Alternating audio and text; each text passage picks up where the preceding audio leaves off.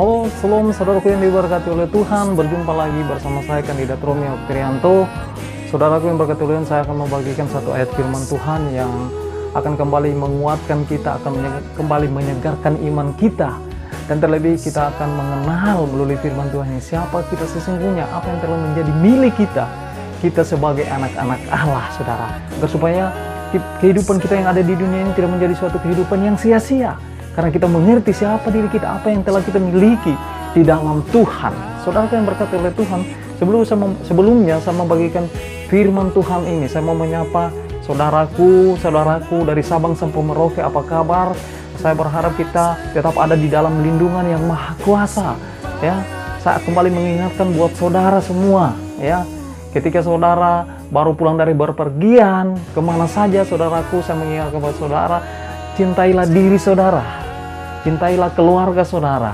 Ya, jadi sebelum saudara berinteraksi dengan keluarga-keluarga yang lain yang ada di rumah, ya, khususnya yang baru pulang ini berpergian, saya ingatkan agar supaya kita mencuci tangan kita dengan bersih, ya, kita mandi dengan bersih, kita ganti baju kita dengan bersih, agar supaya kita tetap di dalam keadaan yang sehat, yang fit, dan kita tidak menularkan, ya, penyakit, ya, yang saat ini lagi-lagi trennya itu COVID-19.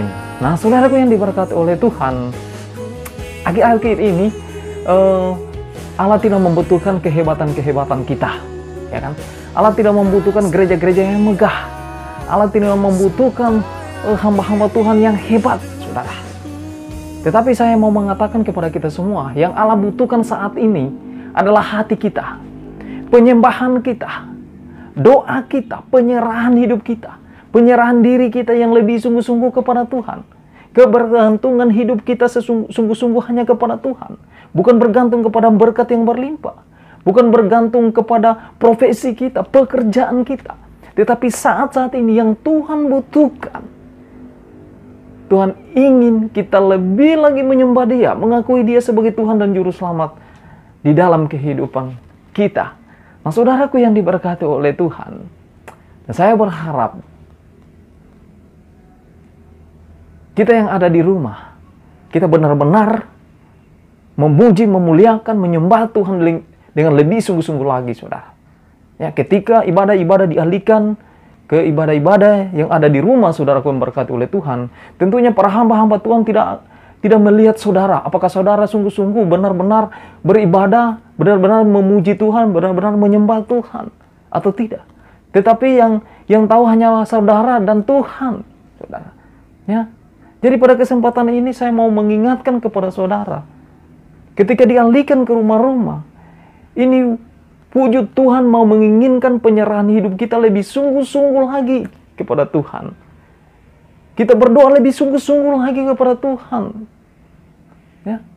Kita menggantungkan hidup kita kepada Tuhan.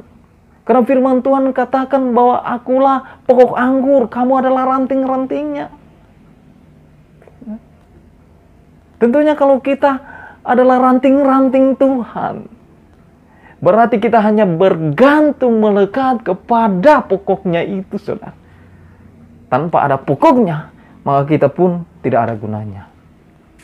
Saudaraku yang diberkati oleh Tuhan, firman Tuhan yang saya mau bagikan kepada saudara pada malam hari ini, yang terambil di dalam surat Rasul Paulus kepada jemaat di Efesus, yang pertama, ayat yang ketiga, hingga ayat yang ke-14. Di situ perikop atau judul dari pembacaan firman Tuhan ini adalah kekayaan orang-orang yang terpilih. Saudaraku yang diberkati oleh Tuhan, kalau kita berbicara tentang kekayaan, saudara, semua orang mau ingin kaya, gitu kan? Semua orang ingin agar supaya hartanya banyak. Siapa yang nggak ingin kaya, saudara? Siapa yang tidak mau memiliki harta yang berkelimpahan? Ya.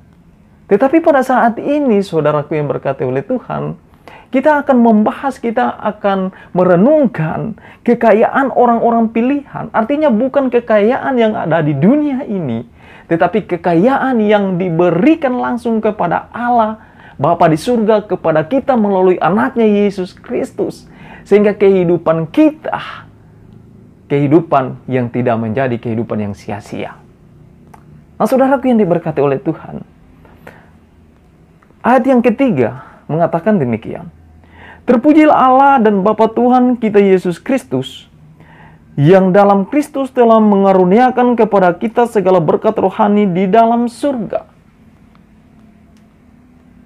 Kekayaan orang-orang yang pilihan Allah adalah yang pertama,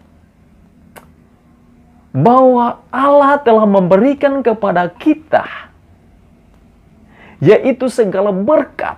Saudara dengar baik-baik. Segala berkat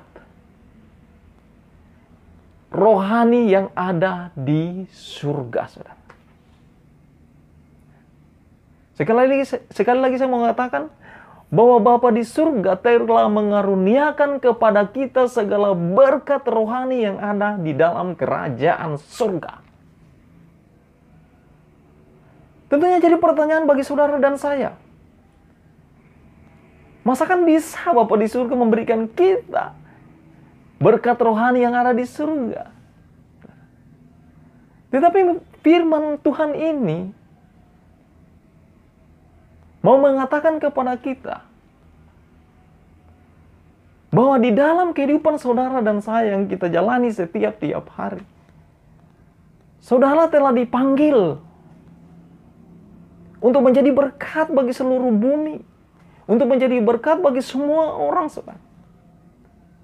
Saudara telah dipanggil, dan panggilan kita sifatnya panggilan yang surgawi.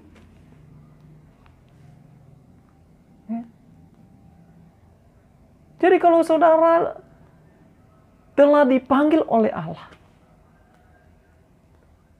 telah dipilih oleh Allah,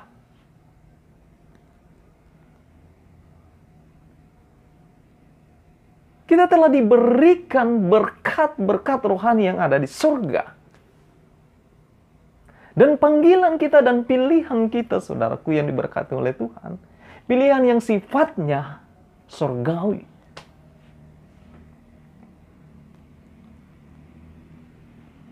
Kuasa yang ada pada kita untuk hidup setiap hari itu sifatnya surgawi.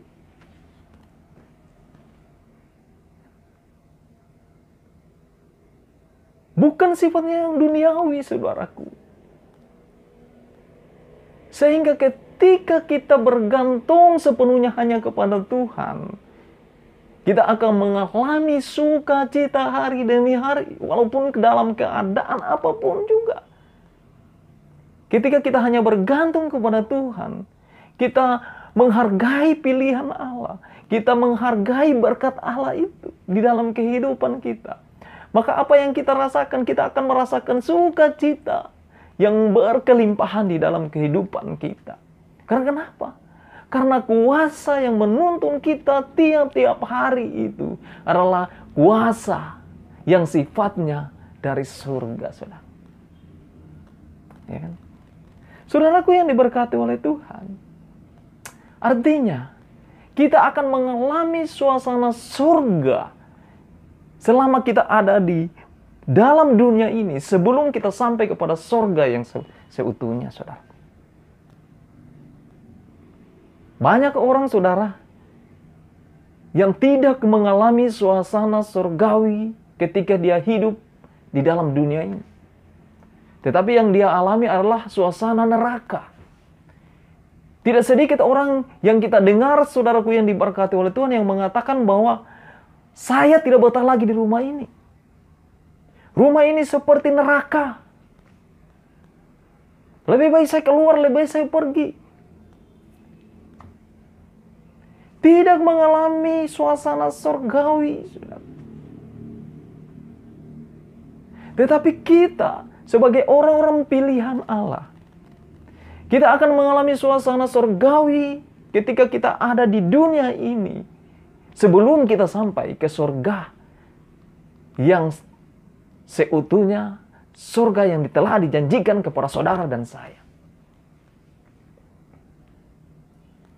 Saudaraku yang diberkati oleh Tuhan,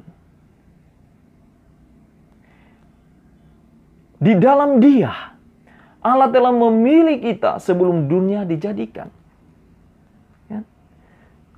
Dikatakan saudaraku yang diberkati oleh Tuhan, sebab di dalam Dia Allah telah memilih kita sebelum dunia dijadikan. Ini yang penting sekali, saudara. Saya mau mengingatkan kepada saudara dan saya. Saudara dan saya telah dipilih Allah sebelum dunia dijadikan. Jadi kita semua sama-sama berharga di mata Tuhan. Kita semua punya tanggung jawab untuk memberitakan Injil. Kita semua punya tanggung jawab untuk menjadi berkat bagi semua orang. Kita punya tanggung jawab yang sama untuk melakukan pelayanan dimanapun kita berada.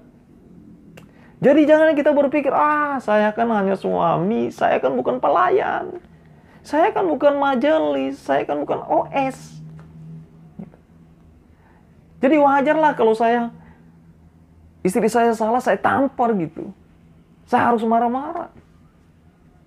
Ya wajarlah, saya kan hanya seorang istri. Kalau saya harus ngomel-ngomel, kalau saya harus marah-marah, kalau saya harus mengganti suami saya, umpama saudara. Kan saya hanya seorang istri, saya kan bukan pelayan gitu. Atau mungkin juga kita katakan bahwa saya hanya seorang pelayan, majelis, OS.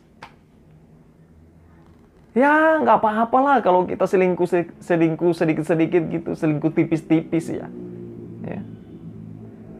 Kan saya kan wajar lah, kan saya kan hanya OS, saya kan hanya majelis gitu.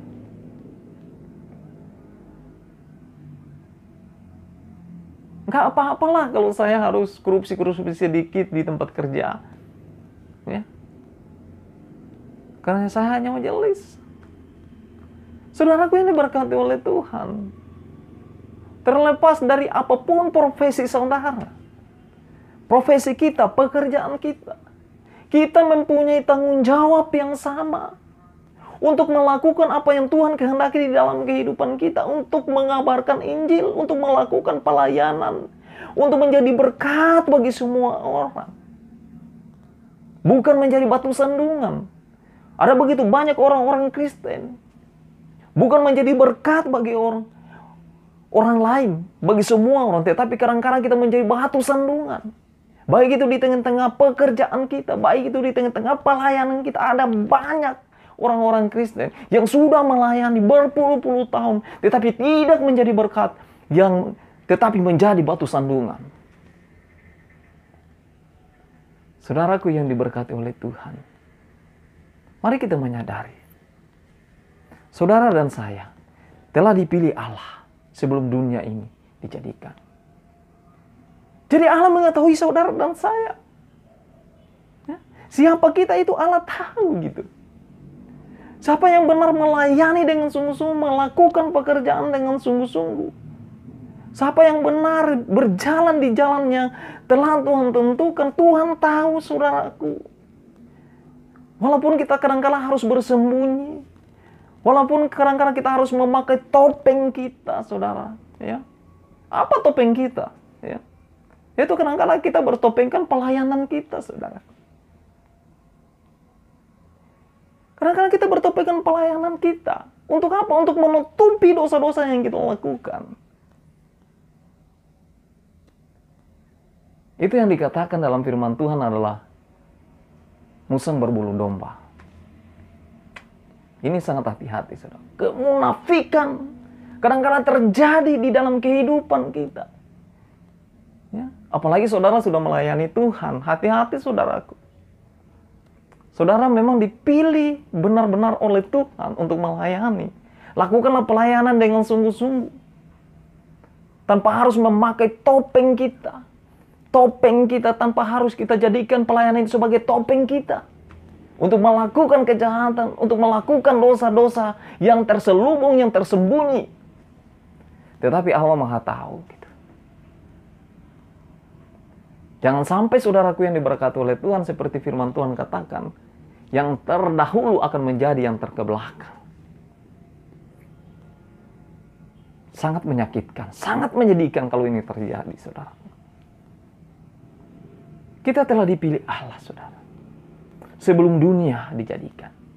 Atau kadang-kadang kita mungkin berpikir, Saya kan nggak punya apa-apa, saya kan nggak punya talenta untuk melayani. Biarlah pelayanan itu yang dilakukan oleh para pendeta.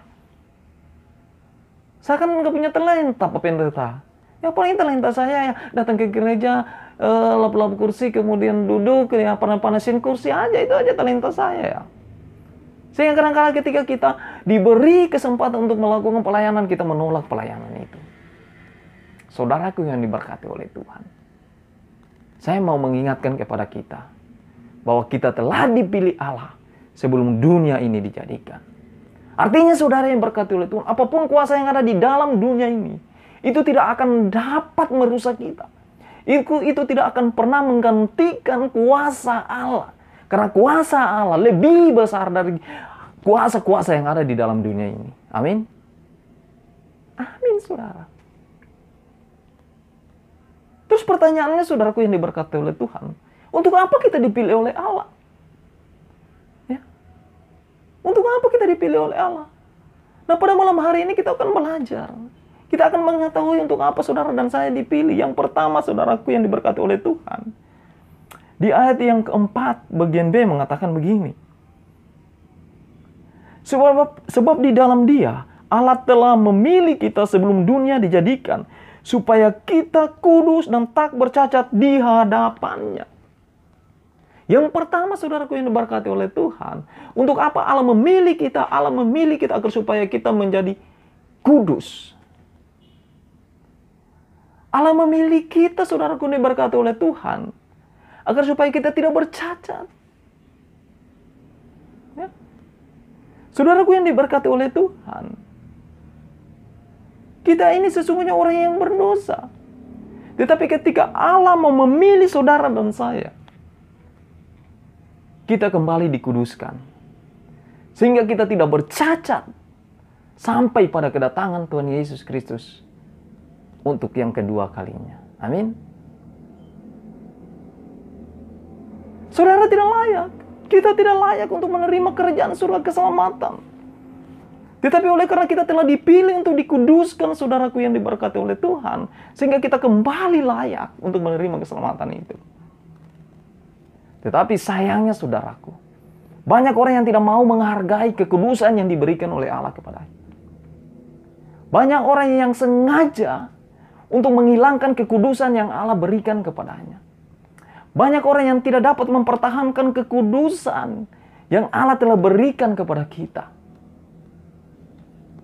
Saudaraku yang diberkati oleh Tuhan, jangan sampai saudara dan saya itu mengalaminya, saudara.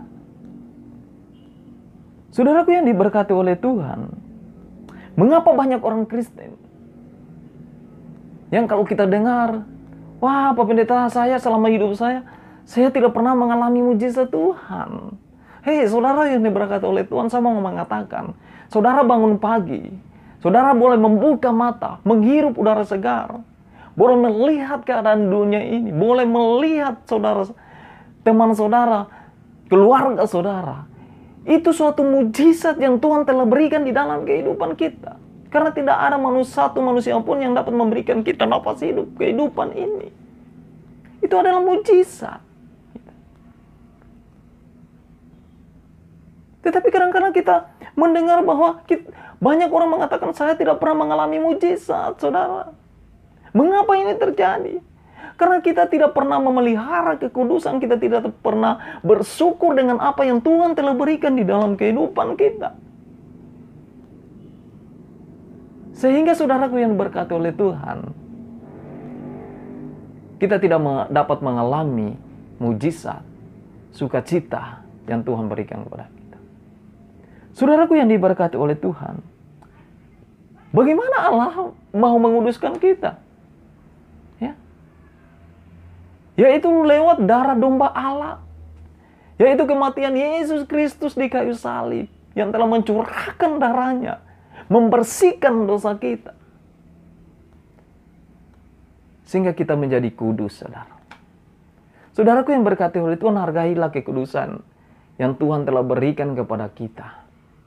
Secara cuma-cuma itu, saudara. Jangan sampai saudaraku ini berkati oleh Tuhan, kematian Tuhan Yesus di kayu salib itu akan menjadi kematian yang sia-sia di dalam kehidupan saudara dan saya. Tetapi marilah kita menjadikan kematian Yesus Kristus, Juru Selamat kita itu di kayu salib, akan membuat kehidupan kita semakin hari semakin mengenal akan Tuhan. Semakin hari semakin melakukan apa yang Tuhan kehendaki. Sehingga sampai pada kita memperoleh keselamatan yang seutuhnya di dalam kerajaan surga. Saudaraku yang diberkati oleh Tuhan, yang kedua, untuk apa kita dipilih? Ayat yang kelima mengatakan demikian. Dalam kasih Ia telah menentukan kita dari semula oleh Yesus Kristus untuk menjadi anak-anaknya. Yang kedua, saudaraku yang diberkati oleh Tuhan, untuk apa Allah memilih kita? Untuk menjadi anak-anaknya. Saya mau mengatakan, saudara berkati oleh Tuhan, ketika kita telah dipilih menjadi anaknya, ketika kita telah diangkat untuk menjadi anak-anaknya, secara otomatis, saudaraku, kita akan menjadi pewaris-pewaris kerajaan surga karena Bapa kita itu ada di surga. Kalau Bapa saudara orang Jakarta, otomatis saudara adalah orang Jakarta.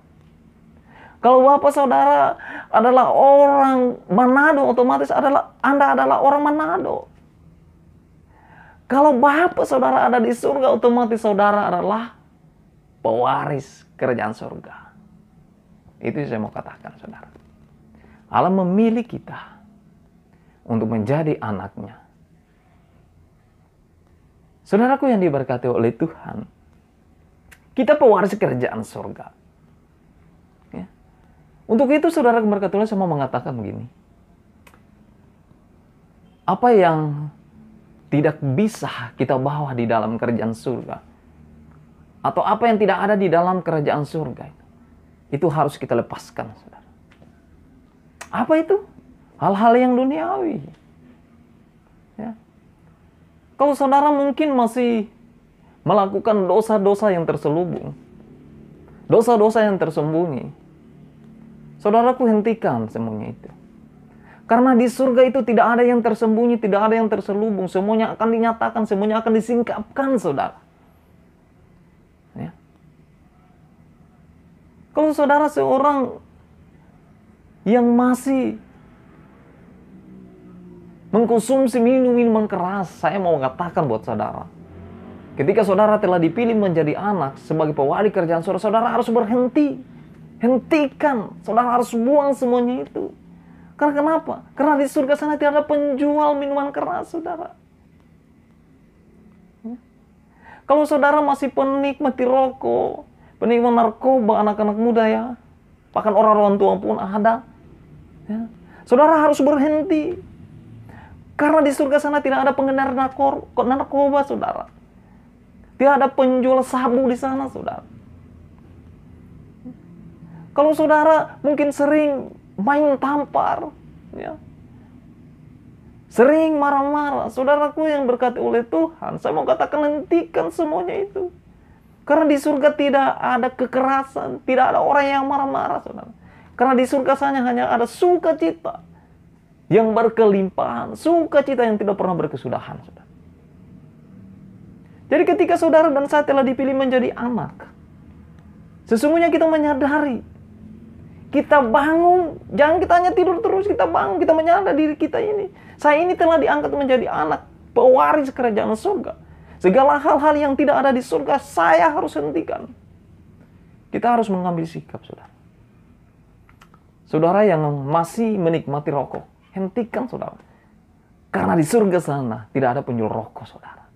Tidak ada api untuk membakar rokok. Ya. Tidak mungkin saudara pergi ke surga sana bawa-bawa rokok, ya. Suatu ketika saudara berkati oleh Tuhan, ada orang yang bertanya kepada saya begini, Pak, gimana ya, apakah orang yang merokok itu masuk surga atau masuk neraka gitu? Saudaraku, jawaban saya katakan, saya nggak tahu. Saya nggak tahu apakah orang merokok itu masuk surga atau neraka, ya. Saya tidak bisa menghakimi, ya. Ada banyak hamba Tuhan mengatakan bahwa orang merokok itu harus masuk neraka, bukan masuk surga. Tetapi saya tidak bisa menghakimi orang, saudara. Dan saya tidak tahu apakah orang perokok itu masuk surga atau neraka. Tetapi yang saya tahu, bahwa seorang perokok tidak akan pernah tahan di dalam kerajaan surga. Oh, kenapa begini? Demikian. Saudara boleh melihat, kalau seorang perokok, yang masuk gereja saja 2 jam, dia nggak tahan, saudara.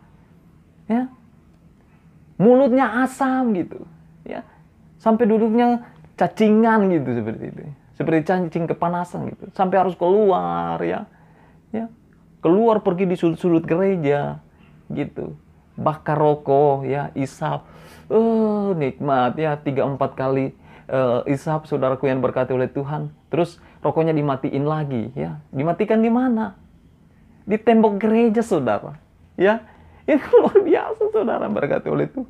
Itu baru 2 jam. Saudara boleh bayangkan ketika saudara dan saya dipilih untuk menjadi anak pewaris kerajaan surga, kita akan ada di surga selamanya. Bukan 2 jam, bukan 1 jam, bukan 1 hari, bukan 1 tahun, saudara. Tetapi selamanya. Bagaimana mungkin orang-orang yang merokok akan bertahan di dalam kerajaan surga? Jadi nggak mungkin saudara mau bawa rokok, saudara sampai di surga sana, terus saudara bilang, mon, maksudnya Simon gitu. Mon, apinya dong, ya. Simon bilang, saudara, maaf saudara, di sini nggak ada api, ya.